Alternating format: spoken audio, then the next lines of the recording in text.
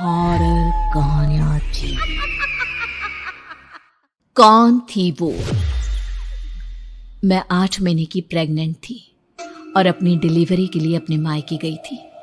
माँ ने मुझे फोन पर बताया, घर के पीछे की तरफ जो खाली जमीन थी ना, वहां पर एक नया कमरा बनवा लिया है। इतने सालों के बाद जैसे ही अपने घर में कदम रखा, कुछ अलग सा लगा। माँ, ये घर के पीछे की तरफ नया कमरा बनवाने की क्या जरूरत थी? अरे बेटा, घर के पीछे दूर दूर तक खाली जमीन है।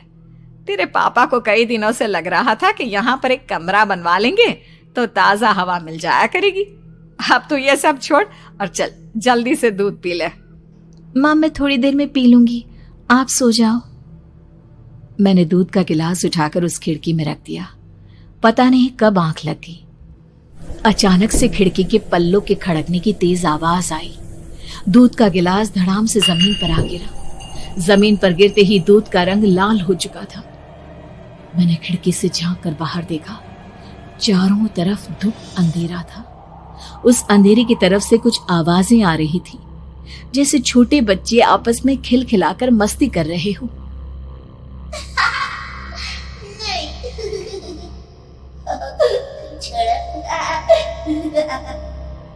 इतनी रात को इतने घनघोर अंधेरे में बच्चों की आवाज कैसे आ रही है? घड़ी में वक्त देखा तो ठीक 12 बजे थे। देखकर मैं सन्न रह गई। बुरी आत्माओं और भूतों की कई कहानियां मैं सुन चुकी थी। वक्त भी कुछ ऐसा ही था।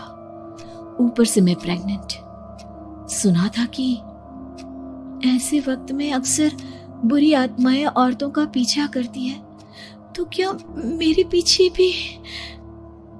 पसीने से तरबतर बड़ी मुश्किल से, जैसे कांपते हाथों से मैंने उस खिड़की को बंद किया।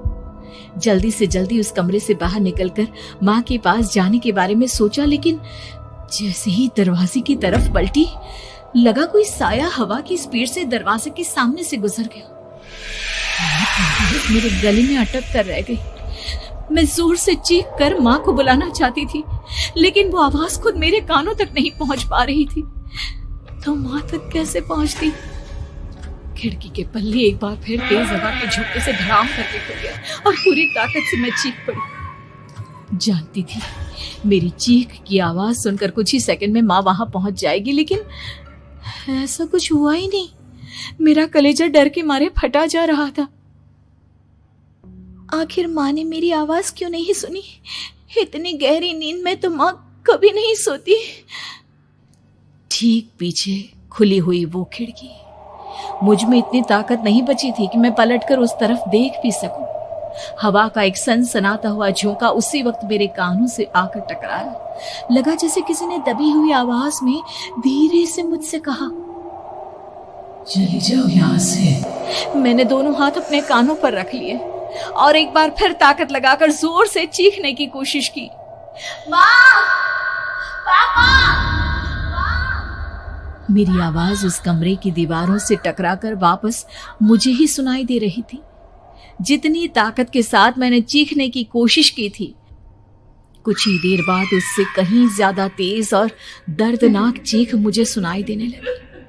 कि आवाज ठीक मेरे पीछे खिड़की से आ रही थी। वो आवाज मेरे कानों में पिघलते हुए लोहे की तरह गिर रही थी। उन आवाजों में हैवानियत थी।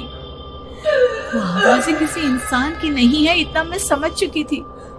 कांप रहे हाथों से मैंने अंधेरे में कुछ ढूंढने की कोशिश की। तभी अचानक मेरा हाथ बेड पर रखी टॉर्च पर पड़ा। किसी तरह ताकत लगाकर टॉर्च का बटन ऑन किया, लेकिन ये क्या? सामने दरवाजे पर 3 छोटी लड़कियां खड़ी हुई थी। उनके हाथ में स्टील के चमचमाते हुए चाकू थे।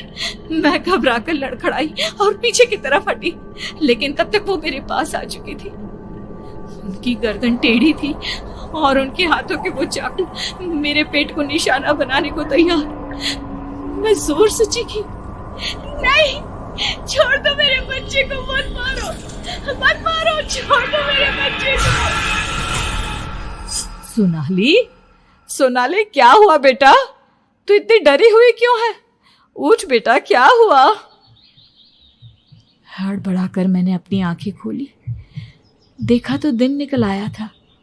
माँ मुझे जगा रही थी। मेरा चेहरा पूरा पसीने से लथपथ था। क्या हुआ बेटा, तुमने कोई बुरा सपना देखा क्या? मैं अभी तक अपने पूरे होश में नहीं थी। वो मेरे बच्चे को मार देगी माँ। वो लड़की मेरे बच्चे को। मैंने घबराकर अपने पेट को छुआ। सब कुछ ठीक था। और वो दूध जो रात को यहाँ पर गिर गया था, उसका रंग लाल हो गया था। माँ ने हंसते हुए दूध का गिलास मुझे दिखाया। तुमने दूध पिया ही नहीं, पूरा का पूरा ऐसे ही रखा हुआ है। तुमसे कहा था ना सोनाली, सेहत के लिए लापरवाही ठीक नहीं बेटा। लेकिन मैंने तो सब कुछ अपनी खुली आंखों से देखा था। ये सपना कैसे हो सकता है?